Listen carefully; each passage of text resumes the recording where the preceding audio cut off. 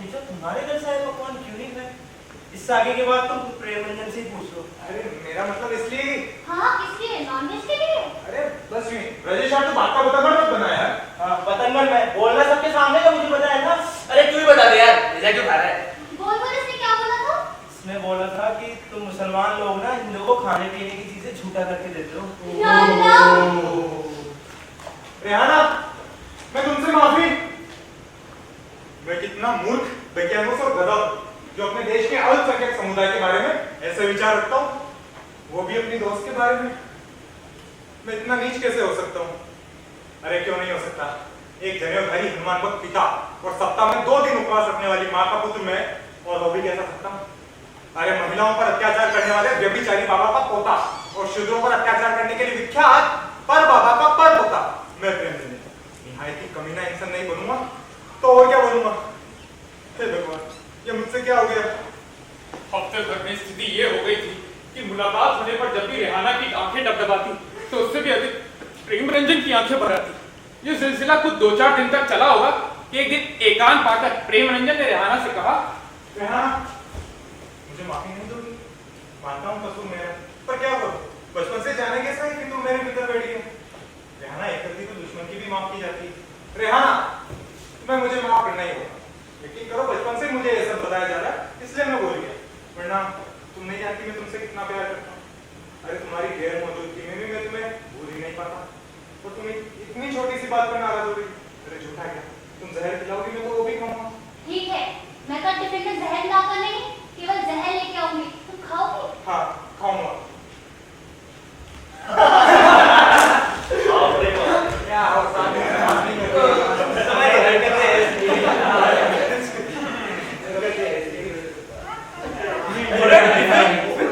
अरे ना ईद, ना बकरा ईद, ना शबे बारात, फिर किस खुशी में टिफिन? ओ रेहाना, तेरी शादी हो गई क्या? इस सेवे में जहर है। जहर? हाँ जहर। तुम लोग ये सुन ही चुके हो कि मुसलमान हिंदुओं को खाने में झूठा बना के देते हैं, तो ये भी सुना ही होगा कि खाने में जहर मिला देते हैं, कभी दूध में, कभी पीने के पानी में, तो कभी खाने में। तो आज ये मुसलमान के घर से सेवे में भी जहर है, जिसे सिर्फ प्रेम रंजन खाएगा। प्रेम रंजन उठा, आगे बढ़ा और उसने सेवई के पात्र को इस तरह अपने मुंह से लगा लिया जैसे कई कैलेंडरों में शंकर जी गर्भपान करते हैं। रेहाना, हमारा जहर कहाँ है? ठहरो, मैं अपने आप बोलूंगी, वरना कहोगे मुसलमान उन्हें खिलाते और नीचे बैठने नहीं पाते। रेहाना भी बहुत ज्यादा हो रहा है। सारा जहर पहले खा लिया मैं, और अब मैं मर चुका हूँ। जहर तो खा लिया तुमने, तो मेरा झूठा नहीं खाओ। मुझे कब माफ करोगी रेहाना? जब तुम मेरा झूठा खाओगे। हाँ, तो वो भी खिला देना ना किसी दिन। किसी दिन तो अभी खाना पड़ेगा, पकड़ो जरा इसे। क्यों? अभी अपना झूठा खिलाऊंगी, पकड़ो जरा इसे।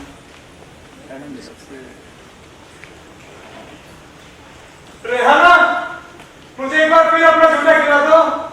मैं रोज तुम्हारा झूठा खाना चाहता हूँ। हकीकत ये थी कि बाथरूम में घटित प्रकरण की पुनरावृत्ति का उसका सपना अभी तक साकार नहीं हुआ था, लेकिन आज जब वो नई कमीज, नई बनियान, नई कंघी और नए रुमाल के साथ निकला था, तब आशान्वित था कि वो फिर उसे अपना झूठा खिलाएगी। आज सबसे खास बात ये थी कि उसके पास रंग बिरंगी भांति-भांति की परेशानियां तो दूर, एक भी परेशानी नहीं थी। उसे रेहाना से सेंट्रल पार्क में मिलना था और उसके साथ देर तक घूमना था। उधार के 2000 रुपए आ जाने पर उसने एक नई खूबसूरत सी शर्ट खरीद कर पहनी और पुरानी शर्ट को उतारकर खूंटी पर टांगा और कहा, मेरी पुरानी प्यारी कमीज, बुरा मत मानना, एक दिन तुझे भी पहनकर रेहाना के साथ घूमूंगा। फिर उसने अपनी पैंट की पीछे वाली जेब में नया पर्स रखा और पुराने पर्स को कूड़ेदान में फेंका। माफ करना मेरे बड़े पर्स, रुपये आत्मा ने नया शरीर धारण कर लिया। इसी प्रकार एड़ियों पर फट चुके मोजों से कहा, अलविदा मेरे मोजों। और दांतों के बीचों बीच मैल इकट्ठा कर चुकी कंघी से कहा, यदि किसी दिन नई वाली खो गई ना, तुझे फिर से इस्तेमाल करूंगा। रंग मत कर मेरी नन्ही कंघी। उसने पहली बार सेंट खरीदा था, जिससे उसने अपनी शर्ट की पाखों, कॉलर, छाती और आस्तीन पर, यहाँ तक कि पैंट और अंडरवियर में भी बेहिसाब छिड़क दिया था। उसने यूं तो धूप का एक चश्मा भी खरीदा था, लेकिन उसे लगाया। उसने चश्मा अलमारी के भीतर ये कहकर रख दिया, ओ काले काले चश्मे, तुझे पहनकर रेहाना को खूब ही देख पाऊंगा। अपने स्कूटर वाले मित्र के वहां पहुंचा। मालूम हुआ कि वो मित्र स्कूटर बनवाने के लिए बाहर गया है। इस प्रकार रेहाना को दोपहिया वाहन पर पीछे बिठाकर तेज गति से चलाते हुए खचाक से ब्रेक लगाने का मंसूबा उसका धरा रह गया। I'm sorry, it's okay. मैं प्रेम रंजन पुत्र सुरेश रंजन आज शपथ लेता हूँ कि अपने स्कूटर वाले दोस्त से स्कूटर के न मिलने पर पिताजी की बचपन में दी गई शिक्षा की पालना करूंगा कि पुत्र मांगने से बचना चाहिए और भविष्य में हमेशा माता पिता के बताए रास्ते पर चलूंगा। मगर उनके बताए रास्ते पे चला तो हो चुकी मेरी रेहाना से लगी। अरे इस्लाम धर्म की रेहाना को अपने घर की बहू को कबूल करेंगे जो मुसलमानों के लिए घर में अलग से बर्तन रखते हैं। अरे खटालों के हाथ से तो परहेज रखते ही हैं, लेकिन बैंगन को तो देखकर ही भड़क जाते हैं। और वो भला बिरयानी और गोश्त की शौकीन रेहाना से क्या खा सकना मिला देंगे? नहीं ना। मगर मैं करूंगा क्या रेहाना से? मुझे कम समझो रेहाना। यदि किसी दिन अपनी पर आ गया ना तो अपने माँ बाप को भी बिरयानी खिला करता हूँ।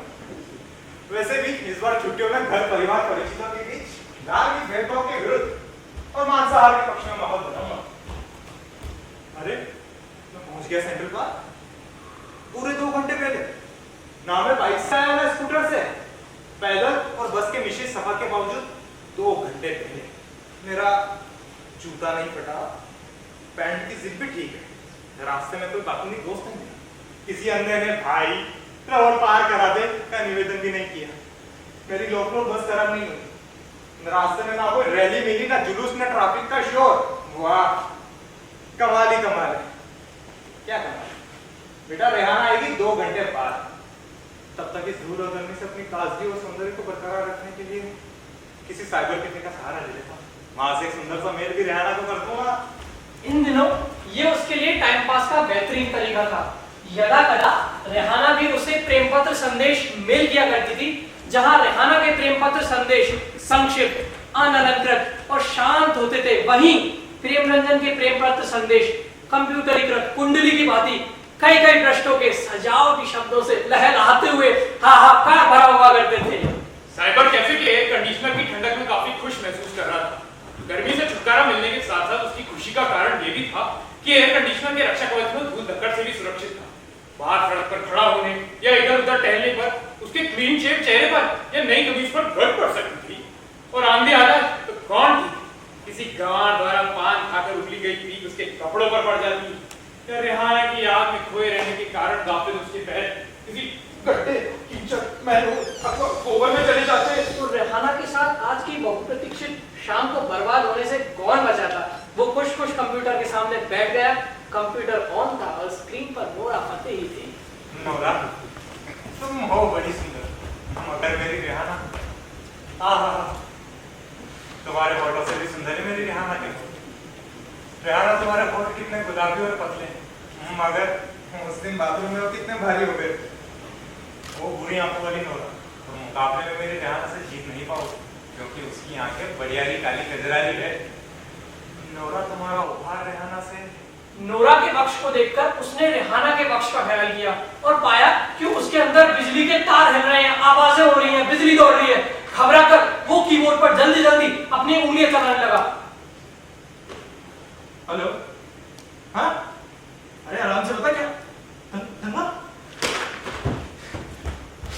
ए मिस्टर, ये क्या बदतमीजी है? दंगा होने वाला है, बहुत भारी दंगा। समझो शुरू हो चुका। कहाँ हुआ है? क्यों हुआ है? कौन भारी कर रहा है? अरे कुछ पता हो तो बताओ ना। अखबारों के दफ्तर यहाँ तक कि पुलिस चौकियों के नंबर, नो रिप्लाई। पता नहीं बाहर क्या हालात है। भाई साहब मुझे बाहर जाना है, शटर का ताला खोल दीजिए। भाई साहब शटर प्लीज खोल दीजिए, मेरा जगह बहुत जरूरी है। अरे मेरे बाप, बाहर फसाद मचने वाला है, फसाद, और तुझे बाहर जाने की सोच रही है। तो मुझे जाना होगा, वैसे भी दंगा ज्यादा बढ़ गया तो आप कब तक दिखाएंगे इतने लोगों को? मैं क्यों दिखाऊंगा, पर पहले पता तो कर लूं कि कौन सा इलाका महफूज है कौन सा नहीं है, ताकि आप सब लोग महफूज रह सकें। अरे मुझे जाना होगा प्लीज।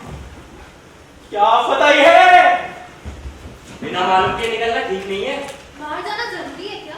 हाँ, अब मेरे पिताजी बहुत बीमार है, मौत उनके करीब पड़ी है, प्लीज जाने दीजिए ना। तुम्हारे पिताजी की तबीयत इतनी खराब थी तो तुम यहाँ क्या करने आए थे? यहाँ मैं अपने चाचाओं और भाई बहनों को मिल करने आया ताकि उन्हें पता चल जाए कि पिताजी का कुछ ठीक नहीं, पता नहीं कब। देखिए मैं हाथ जोड़ता हूँ, अरे पाँव पड़ता हूँ भाई साहब, मुझे जाने दीजिए। मुझे अपनी जान की बिल्कुल परवाह नहीं, लेकिन वहाँ जीवन की अंतिम घड़ी गिन रहे अपने पिताजी की फिक्र है। सभी इस आधुनिक श्रवण कुमार से बहुत प्रभावित हुए। कैफे मालिक भी भावुक हो गया। उसने प्रेमनंदन के कंधे पर हाथ रखा और कहा, मेरे दोस्त, मैं तुम्हारी मदद करूंगा।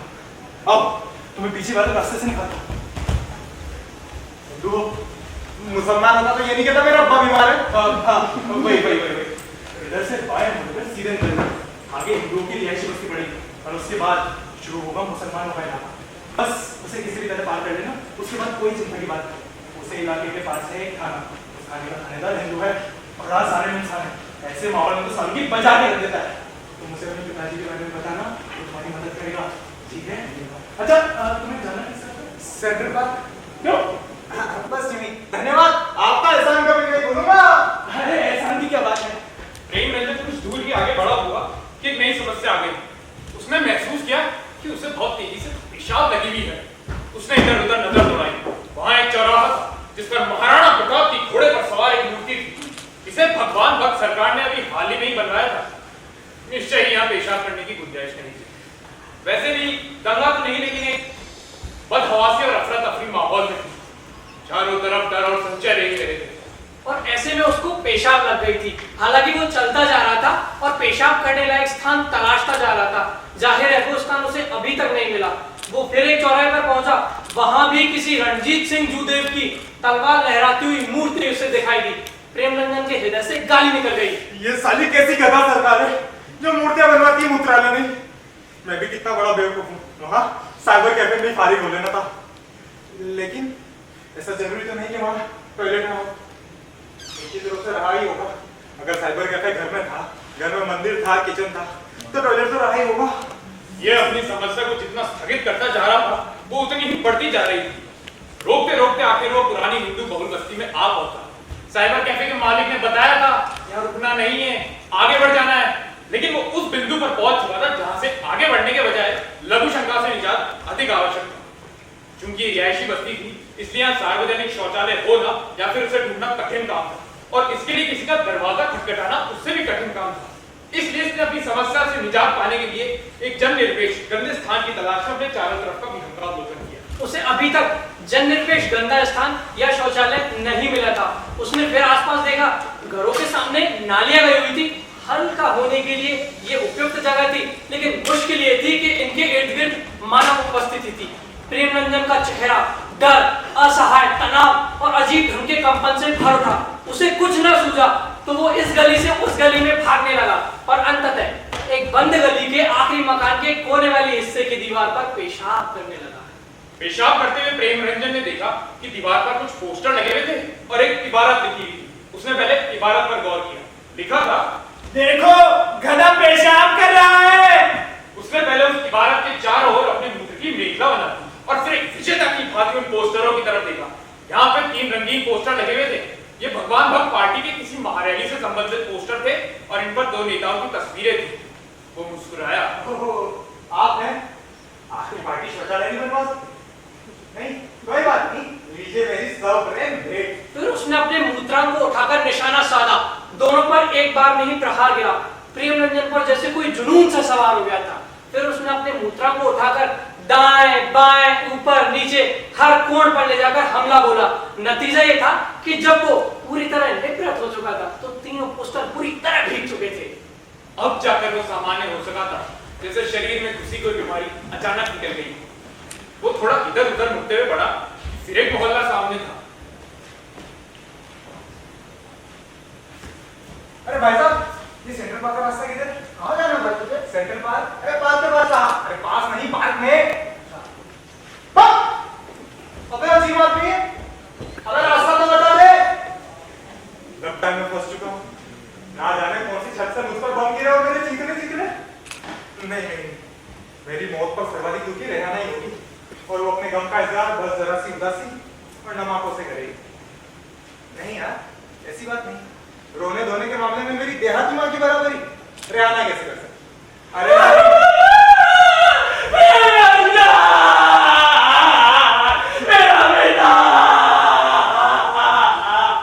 वैसे भी भारत देश में प्रेमिकाओं को खुलकर रोने चिल्लाने की स्वतंत्रता उपलब्ध नहीं है। उनके प्रेमी के मुंह पर होने का मतलब है रंग या हाथों पकड़ेगा। बस यही कारण है वो जरा सी उदासी और नमाकों से ही अपना बरखुरदार कहाँ चले जा रहे हो? फसाद हो सकता है।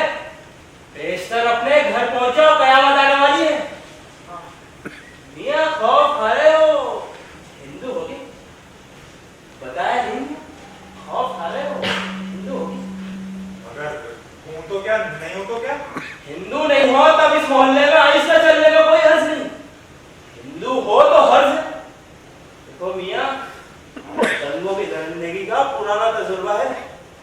दंगों में नेक और डरपोक इंसान पहले मारा जाता है, और तुम मुझे बिल्कुल वैसे ही लग रहे हो। इसीलिए मशवरा दे रहा हूं, जल्दी अपने घर पहुंच जाओ।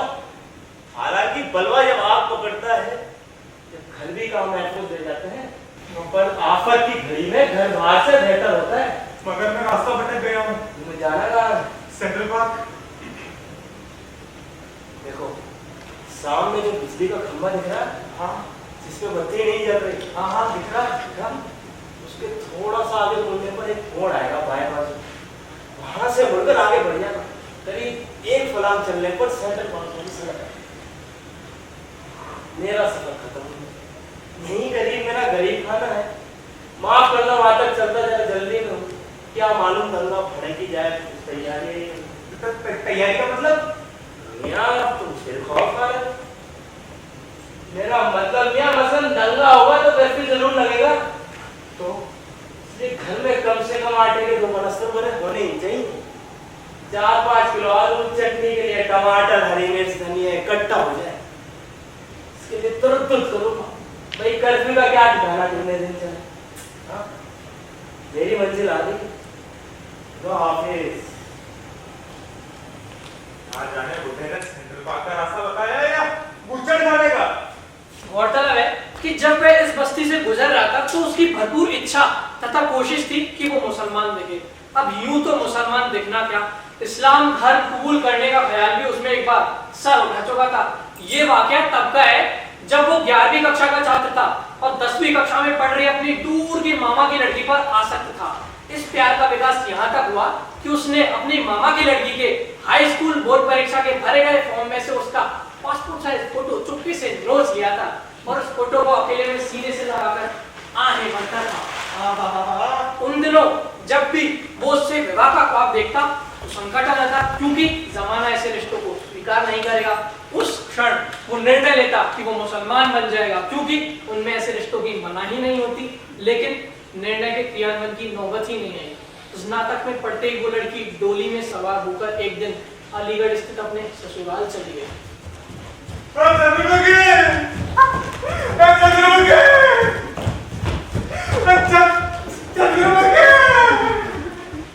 इसके बाद अलीगढ़ में जब भी दंगा होता, वो अपने मामा की बेटी की हिफाजत करने के लिए अलीगढ़ जाने को व्याकुल होने लगता। ऐसे वो गया कभी नहीं, क्योंकि ना तो उसके बाद मामा की बेटी के ससुराल का समुचित पता था और ना जाने के लिए किराया भरा। हालांकि वो ख्यालों ही ख्यालों में अपनी मामा की बेटी को नंगाई से कई बार बचा चुका था, और जब भी वो कल्पना लोक में अपने मामा की बेटी को बचाने के लिए निकलता था तो उसके सामने ये मुश्किल आ खड़ी होती थी कि मामा की बेटी को बचाने से पहले वो स्वयं नंगाई के बीच फंस गया तो क्या करेगा।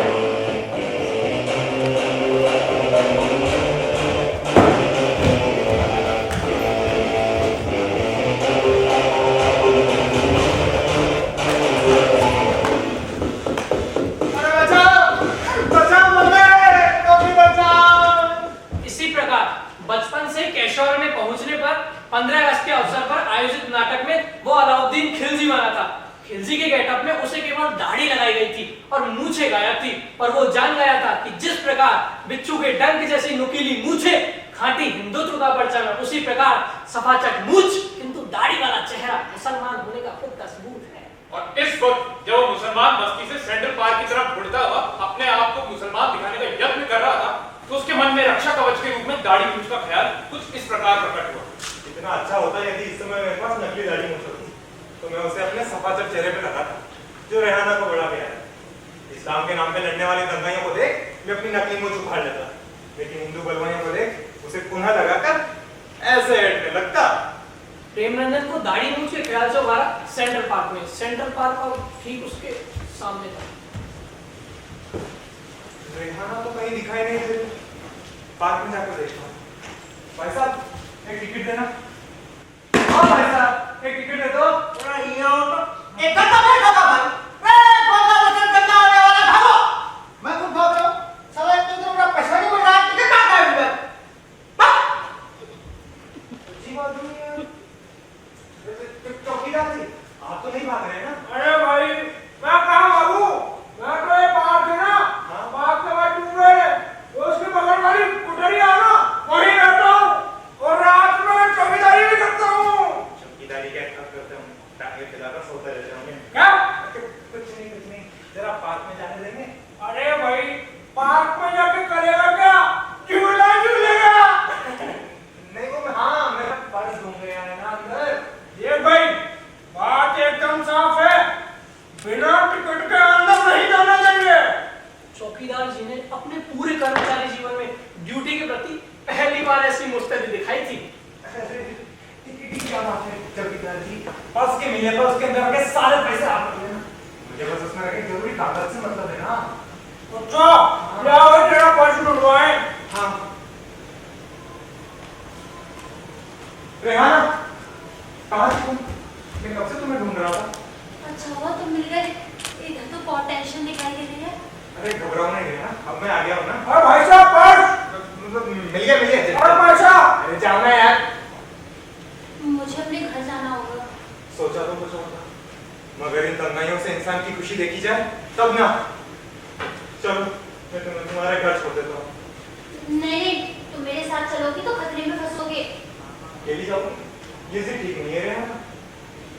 जानती हूँ अकेले जाने पर बचना मुश्किल है, पर कोई साथ जाएगा तो भी क्या मैं बच जाऊंगी? रेहाना मैं तुमसे बहुत प्यार करता हूँ, पूरी दुनिया से लड़ जाऊंगा मैं तुम्हारे लिए और अपनी जान दे दूंगा। तुम नहीं जानती मैं तुमसे कितना प्यार करता हूँ। अरे अल्लाह कसम। अल्लाह कसम? तुम तो अल्लाह की इबादत नहीं करते, भगवान ईश्वर। चलो भगवान कसम। कसम मत बोलो, भगवान बुरा बात है, सावधान में बोलो। देख रहे हैं ना हालात अभी इतने भी नहीं बिगड़े हैं। हो सकता है सब लोग किसी अफवाह के कारण भाग रहे हैं। माहौल अभी इतना भी खराब नहीं हुआ कि मैं तुम्हें तुम्हारे घर नहीं पहुंचा सकता। चलो। अरे अब क्या सोच रही हो रेहाना? मुझे एक मोबाइल चाहिए। मोबाइल? रेहाना नौकरी लगते ही सबसे पहला काम 2 आईफोन खरीदूंगा, एक तुम्हारे लिए एक मेरे लिए। एक जैसे मत खरीदते ना, नहीं तो पहचानने में दिक्कत होगी। अरे बाबा मुझे अभी अपने घर पे बात करनी है। वो स्पाइडरमैन की तरह तत्परता से घुमा और भगदड़ के बीच से किसी का मोबाइल हासिल कर लाया। लो नंबर मैंने मिला दिया है। रेहाना ने सिर्फ फोन को अपने कान से लगाया तो प्रेम रंजन भी उसका कान देखने लगा। हाँ इतना सुंदर कान है। धन्यवाद। क्या हुआ? बात नहीं हो सकी। क्यों? मेरे घर वाले घर छोड़ चुके हैं। क्यों? माहौल खराब होते ही हम अपना घर छोड़ देते हैं। घर छोड़ देते हैं ना तो फिर? मुझे अपने मामू के घर जाना होगा, वहीं अम्मी अबू और भाईजान थोड़ी देर में पहुंचते होंगे। तुम्हारे मामू घर नहीं छोड़े? नहीं वो मुस्लिम इलाके में रहते हैं। चलो कहाँ रहते तुम्हारे मामू? क्या करोगे जान के? वहां तो नहीं चलना है। अगर चलोगे तो बीच रास्ते में मार दिए जाओगे और अगर बच गए तो मामू के मोहल्ले में।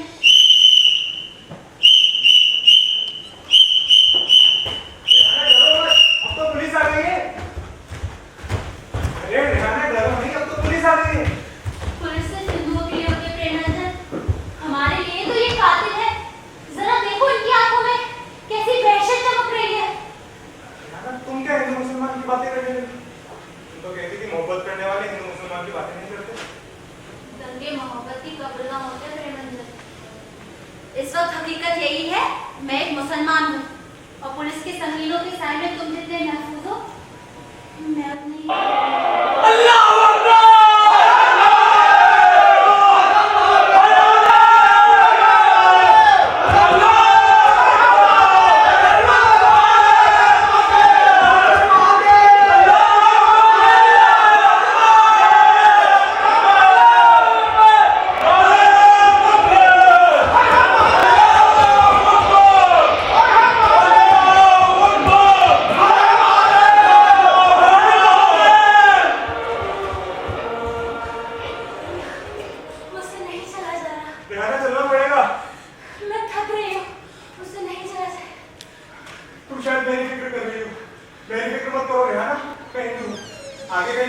मिल जाएगा, उसका तिलक लगाकर पक्का हिंदू बन जाऊंगा।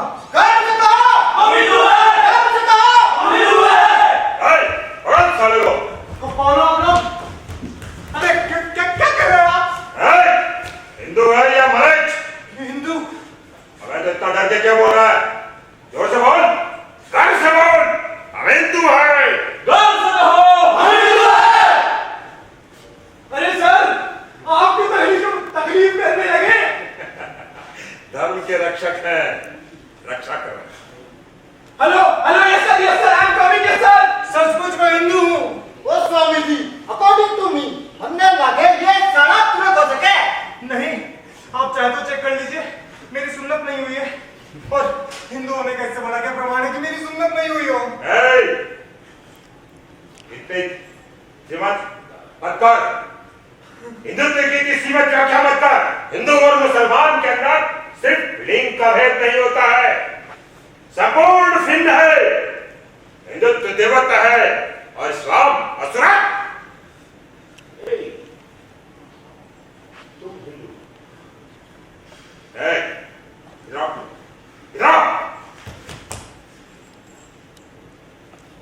तुम हिंदू हो तो ये कौन है? बताया नहीं? ये भी हिंदू है। मैं इनकी बहन हूँ, सगी बहन। अगर आपको यकीन ना है तो आपके पास मोबाइल है, आप हमारे घर फोन करके दरियाफ्त कर सकते हैं। दरियाफ्त कर लेते हैं। उर्दू शब्दों का प्रयोग कर रही है। ओ स्वामी जी, यह छोरी तो नुक्ता भी लगा रही है। देख रहा हूँ, इसका तलफ्फुज़ बहुत ही कायदे का लग रहा है। मुसलमानी होकर। नहीं, हिंदू। मेरा नाम ज्योति है। ज्योति का मतलब बता सकती हो? ला, जिसके जलने से प्रकाश होता है। और श्री राम के गुरु का नाम? वशिष्ठ और विश्वामित्र रामचंद्र जी के 2 गुरु थे। उर्मिला कौन थी? लक्ष्मण जी की पत्नी। और मरीचि? एक राक्षस जिसने हिरण का वेश धारण करके सीता जी को भरमाया था।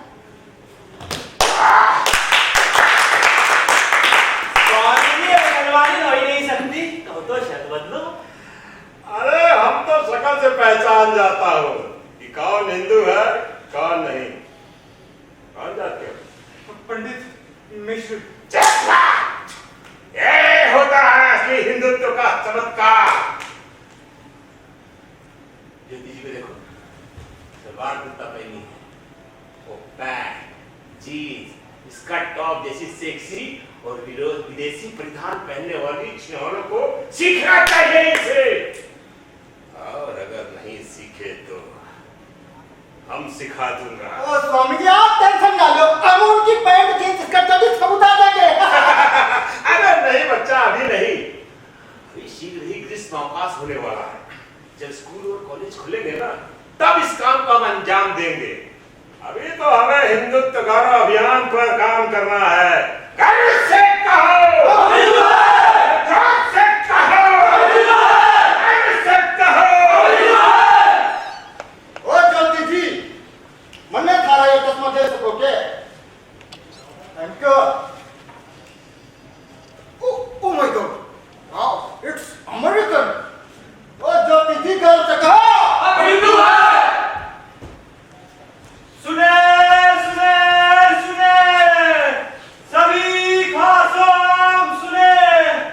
आप लोगों को ये सूचित किया जाता है कि आपके शहर जयपुर में प्रशासन ने कर्फ्यू लगा दिया है और हर किसी को ये हिदायत दी जाती है कि बगैर कर्फ्यू पास के कोई भी शख्स अपने घरों से बाहर ना निकले, वरना उसके खिलाफ सख्त कार्रवाई की जाएगी। और साथ ही आदेश दिया जाता है कि जो लोग गलियों मोहल्लों या सड़कों पर आवाज करते दिखाई दे रहे हैं, जल्द से जल्द अपने घरों को चले जाएं। हर कोई भली बात ये जान ले कि कर्फ्यू तोड़ना एक संगीन अपराध है और इस अपराध के लिए गोली भी मारी जा सकती है। हे भगवान, रक्षा कर। पता नहीं क्या क्या होकर रहेगा आज। उसे लगा आज कोई सनसनाती हुई गोली उसकी पीठ, सीने या कनपट्टी पर लगेगी। कौन इन बेरहम पुलिस वालों का कि कब उसे गोलियों से छलनी कर दे। उसने घबराकर रेहाना को देखा। साधु और उसके चेलों के सामने रेहाना ने जिस खौफ को अपने हाथों बल से छुपा रखा था वो पुनः प्रकट होने लगा। साधु का घृणित चेहरा रेहाना की कमर पर केकड़ी की तरह रेत के उसके हाथ बार बार खोलने लगे। साथ में अनाउंसमेंट के शब्दों और भाग रहे पैरों का पाठ संगीत। वो पहले पथराई और फिर पसीने से भीग गई। पसीने से भीगे इस पत्थर की गर्दन का एक हिस्सा फड़फड़ाया और क्षण भर बाद कई हिस्से फड़फड़ाने लगे। वो ऐठने लगी, शायद कुछ बोलने का प्रयत्न कर रही थी। गले से धुआं की छड़ी निकली। प्रेमरंजन ने गौर किया कि रेहाना के हाथ पांव कांप रहे हैं, मतलब शरीर में जगह जगह फड़फड़ाहट हो रही है। वो क्या करने लगी? वो वही निढाल हो गई। प्रेमरंजन ने लक्ष्य किया कि रेहाना की सांसें चल रही थी। असहाय और अकेला प्रेमरंजन, उसे समझ नहीं आ रहा था कि वो क्या करे। उसे कुछ न सूझा तो वो आने जाने वाली गाड़ियों से लिफ्ट मांगने लगा। वो पास पटरी पर पड़ी रेहाना की तरफ इशारा करता और झुककर लिफ्ट मांगने के लिए अनुरोध करता, लेकिन मदद नहीं मिली। अब आकर वो सड़क के बीचों बीच खड़ा हो गया। प्रार्थना की मुद्रा में हकीले को जोड़ के वो 2-3 चौपाइया चालों से रुक जाने के लिए गिड़गिड़ाया, मगर कोई न रुका। एक उसके दाएं से निकल गया तो एक उसके बाएं से निकल गया। अरे कोई तो रोको! प्रेमरंजन का मन हुआ कि वो अगले आने वाले वाहन से फिसलकर मर जाए, लेकिन उसने ऐसा कुछ न करके रेहाना को देखा और उसके पास वापस गया। रेहाना, हमें यहाँ से निकलना होगा। हिम्मत से काम लो। जितना देर चल सकती हो चलो, भागो। अबे ओ मजनू, अपनी लैला को लेके निकल, वरना यही रुक जाएगी तेरी लैला। रेहाना भाग। भागो, भागो लामियो,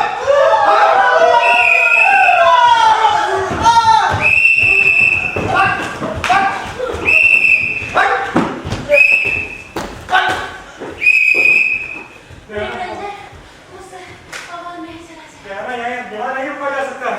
मैं बहुत थक गई हूँ। तुम जाओ। मुझे कहाँ चले भैया? मेरा रिक्शा खड़ा है उस पर। तुम्हारे मामू को देखना। रामगढ़ रामगंज? वहाँ नहीं जाऊंगा भैया। वहाँ जाने पर तुम लोग भले बच जाओ, मैं तो पक्का मारा जाऊंगा। मैं हिंदू हूँ ना। मेरे कपड़े पते नहीं। शिवपुरी चलोगे ना भैया? चलो। हाँ।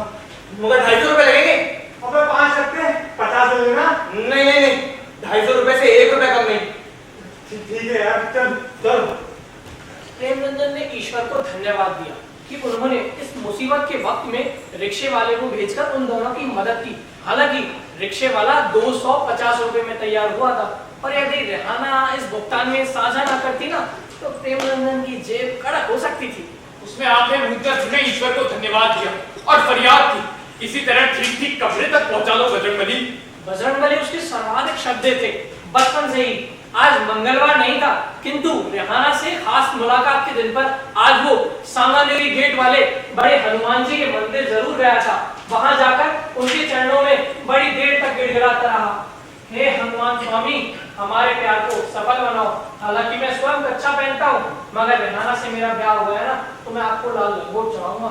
रेहाना बहुत अच्छी लड़की है हनुमान स्वामी, तो फिर क्यों ना करूँ मैं उससे शादी।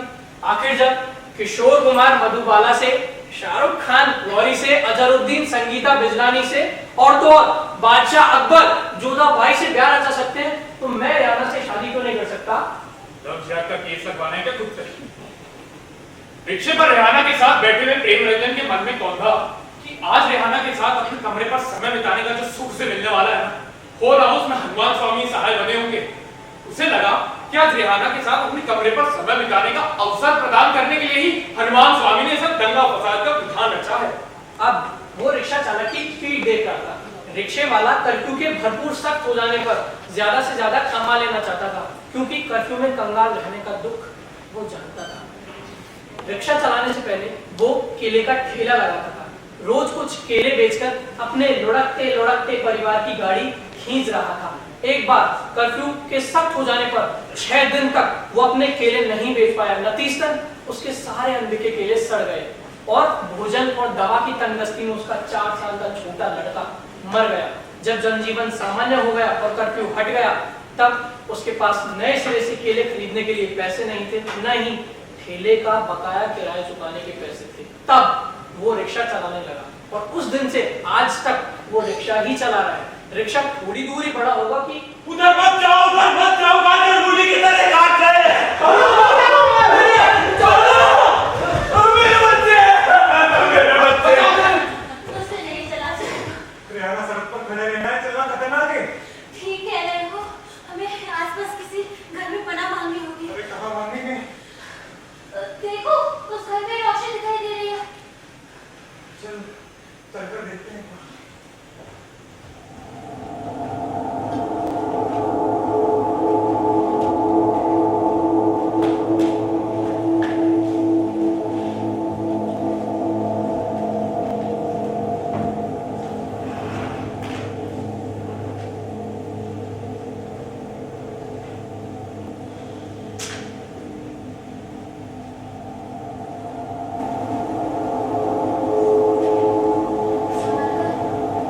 कोई घात लगा के ना बैठा हो।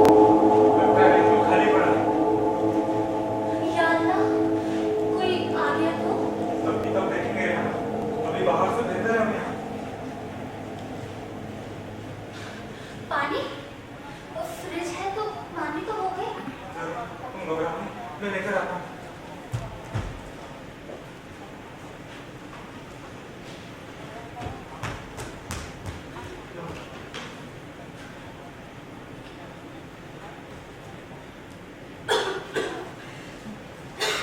रेहाना रिलैक्स, मेरी मानो, तुम बाथरूम में जाकर नहा लो। है? नालू? इसे जानना नहीं? रेहाना, कर्फ्यू लगा है इस इलाके में, अब यही घर है हमारा, जब तक कर्फ्यू ना सुन ले। पर कब तक? कौन जाने कब तक, इसीलिए कह रहा हूँ नहा लो। मेरे कपड़े? अब घर है तो कपड़े तो नहीं, मैं लेकर आता हूँ।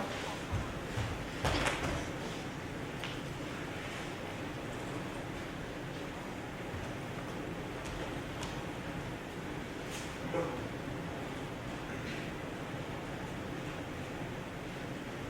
कोई लेडीज कपड़ा नहीं मिला?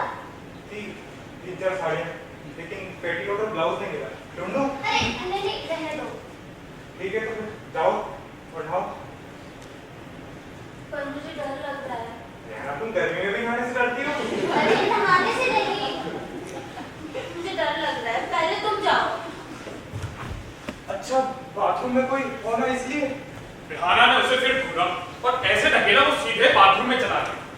बाथरूम में आ जाने पर उसे एहसास हुआ कि रेहाना इसलिए डर रही थी कि कहीं बाथरूम में कोई छिपा ना हो। बाथरूम में कोई नहीं छिपा हुआ था। उसने सिटकिंग चला दी और अपने पैंट की जिप खोल दी। उसे 1 सवा घंटे पहले किया गया अपना मूत्र विसर्जन याद आया। यहाँ बाथरूम में उस गली की तरह चुनावी पोस्टर तो नहीं लगे हुए थे, लेकिन उसने मन ही मन उन दोनों नेताओं में से एक का आदमकद पोस्टर चिपका हुआ पाया। ठीक उनके बगल में दूसरा नेता हाफ पैंट पहनकर प्रतिज्ञा कर रहा था। एक सफाचट किंतु दाढ़ी वाला आदमी नमाजी टोपी पहने हुए हिंदू है के नारे लगा रहा था। एक सफेद दाढ़ी मूंछ वाला बुजुर्ग गौरव था, तो एक क्लीन शेव महाजिंदे था। एक गेरुआ पहने था, तो एक गेरुआ पहने थी, और तरह तरह के चेहरों से बाथरूम की दीवारें सजी। अब प्रेम रंजन उन सभी को करने लगा जलाभिषेक। वो स्वयं चकित था, उसके मूत्राशय में इतना जल संचय कैसे हो गया था। उसने इसे ईश्वर की कृपा या बजरंगबली के आशीर्वाद के रूप में स्वीकार किया और गहन आवेग, उल्लास और तन्मयता के साथ चारों ओर अपने मूत्राओं को ले जाकर उन पर जलधार बरसाता रहा। जब उसका कोष खाली हो गया, तब जाकर उसे चैन मिला। मेरी रेहाना की तकलीफों के जिम्मेदार लोगों, उम्मीद है आप अपनी इस हिम्मत से खुश हुए होंगे। बाथरूम से निकलने पर प्रेमरंजन ने देखा कि जमीन पर बैठी रेहाना हथेलियां फैलाकर बुदबुदा रही थी, दुआ मांग रही थी। थोड़ी देर बाद वो कपड़ों को लेकर उठी और बाथरूम में चली गई। बाथरूम में जाने से पहले उसने वहीं से प्रेमरंजन से सख्त आवाज में कहा, प्रेमरंजन, हाँ कोई खतरे की बात हो तो बताना। जरूर, तुम घबराओ नहीं। प्रेम रंजन जाकर बाहर वाले दरवाजे को देखना कि वो ठीक से बंद है नहीं। उसे बंद पाकर उसने अंदर के भी सारे दरवाजे बंद कर दिए।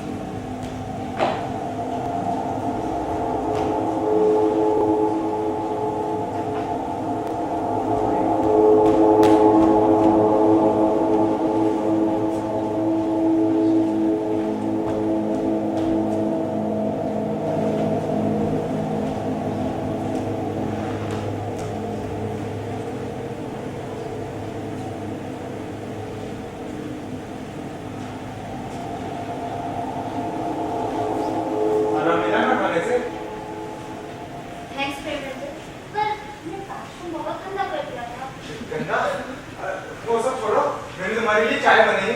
फोन?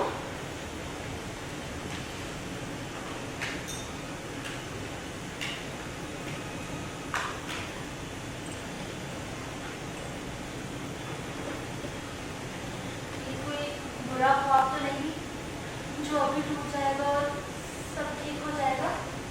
काश ये कोई बुरा ख्वाब ही होता। कितना बढ़िया होता ना, ख्वाब में ही हम दंगे में फंसे हुए होते, ख्वाब में ही हम भिखारी के साथ दौड़ रहे होते और हम ख्वाब में ही बस घर में बैठे हुए होते। रेहाना, तुम्हारे ख्वाब में वो साधु नहीं आया? उस साधु के लिए तो मेरे दिल में इतनी नफरत पैदा हो गई है कि शायद ख्वाब में भी इतनी नफरत पैदा ना हो। और तुम हिंदुओं के बारे में इतना कैसे जान गई? सीता, उर्मिला, ज्योति, मारीच, सच बताना, मुझसे मिलने के बाद जाना होगा ना? नहीं, तुमसे मिलने से पहले भी मुझे थोड़ी बहुत जानकारी थी, पर अब बेहतर जानकारी हो गई। मैं अकेली मुसलमान नहीं, कई मुसलमान हिंदुओं के बारे में जानते हैं। मुंबई और गुजरात के दंगों के बाद हम अपनी आइडेंटिटी छुपाने के लिए तुम्हारे मजहब की बात जान रहे हैं। तुम्हें हैरानी होगी, पर ये सच है, मेरे अब्बू ने खुद मुझे रामायण और महाभारत की किताब ला के दी और कहा था, बेटा पढ़ लो, बुरे वक्त में काम आ सकती है। और तुमने देखा, वो पढ़ना बुरे वक्त में काम आया। रेहाना, रोना मत करो। लो, पानी पियो, प्लीज पानी पियो। लगता है तुम्हें पानी पसंद है। पहले नहाने में आनाकानी कर रही थी और अब पीने में। पानी मुझे बहुत पसंद है, बहुत पसंद है। नदियाँ, तालाब, झरने मेरे पसंदीदा है। और जो तुम हिंदू लोग सुबह सुबह सूरज को जल चढ़ाते हो ना, वो भी मुझे बहुत पसंद है। अच्छा, तुम्हें हिंदुओं का जल चढ़ाना तो बहुत पसंद है। तुम्हें हिंदुओं की कौन सी बात ना पसंद है, खास करके इनके लड़कों की? बताओ? देखो, बता रही हूँ, बुरा मत मानना। मुझे ना पहले वाले लड़के बिल्कुल पसंद नहीं है, और तो जनेऊ चढ़ा रहे थे ना, वो तो बिल्कुल बकवास ही लगते हैं। अरे मैं जनेऊ नहीं पहनता, दिखाओ। नहीं, प्लीज। अरे मैं दिखा अरे तुम ये सब छोड़ो, मुझे बताओ, तुम्हें मुसलमान की कौन सी चीज नापसंद है, खास करके मुसलमान की लड़की? मुझे वो लड़कियां अच्छी नहीं लगती जो कमर पर काले डोरे में बांधकर ताबीज पहन लेती है। मैं नहीं पहनती। दिखाओ। हो क्या?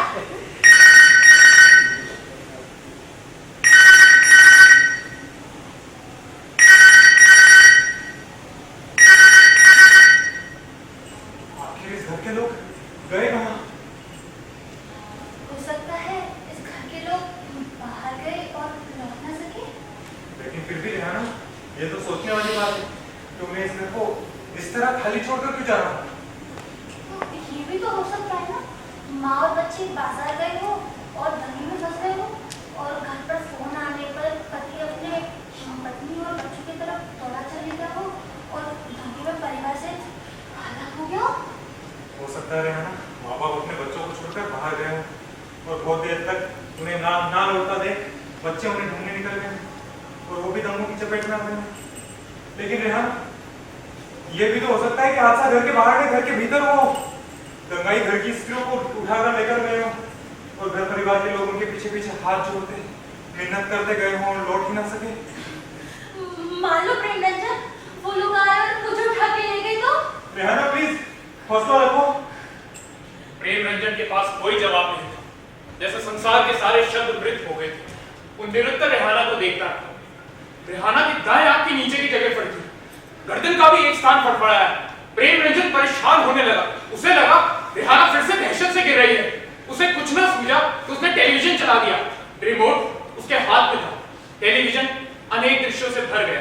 तमाम रंगों और आकृतियों का मेला और ध्वनियों का कोलाहल उसमें मौजूद था।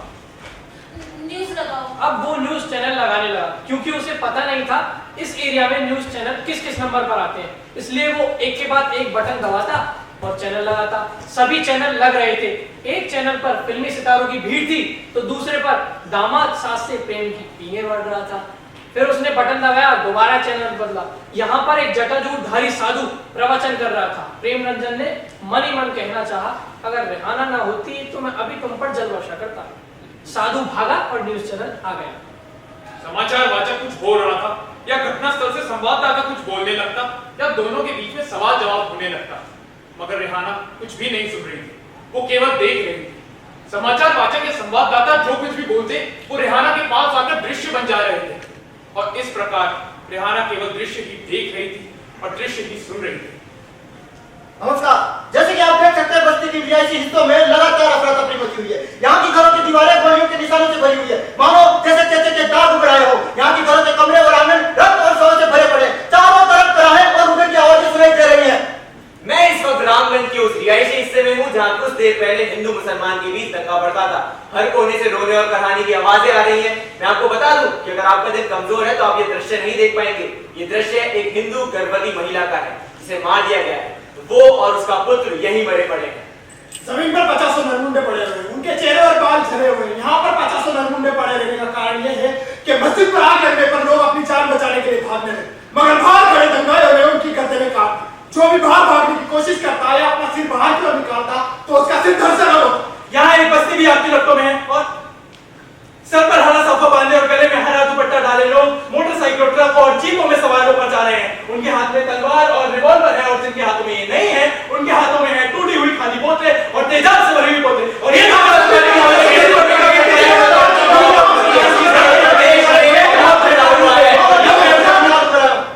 अभी बिजली चली गई। अब कमरे में न टेलीविजन के दृश्य थे न उसकी ध्वनियां, सिर्फ अंधेरा था। रोशनी और अंधेरे में क्या फर्क होता है?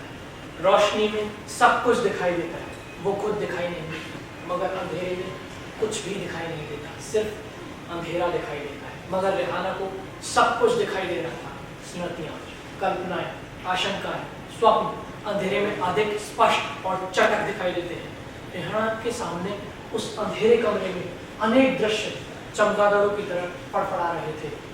अंधेरे में सुनाई अधिक साफ देता है। रेहाना के मन में अनेक अप्रिय आवाजों का कोहराम था। उन्हीं अप्रिय आवाजों के बीच उसे सुनाई दी एक बहुत प्रिय आवाज, दबी कुटी रुलाई सी। क्यों रो रहे हो? तुम्हारा क्या कसूर है?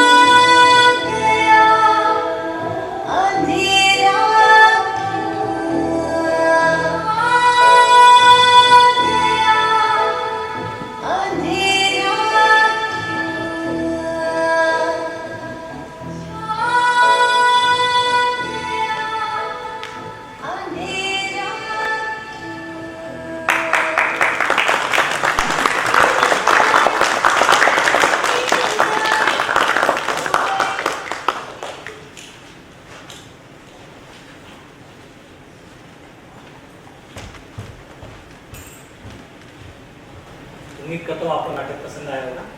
सभी एक्टर्स प्लीज मंच पर आ जाएं।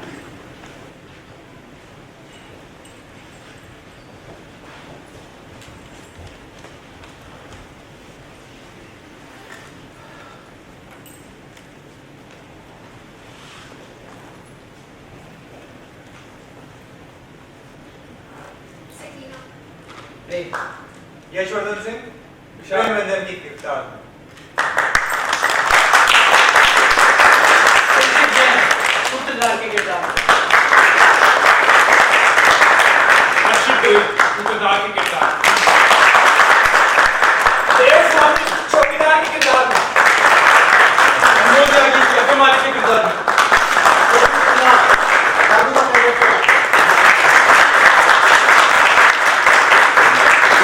गिरीश कुमार स्वामी जी साहब।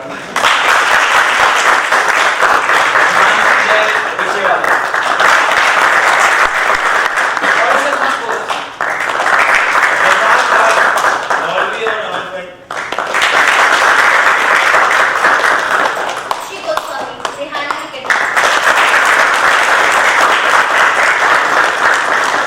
और इस नाटक के डायरेक्टर श्री अभिषेक मुद्गल।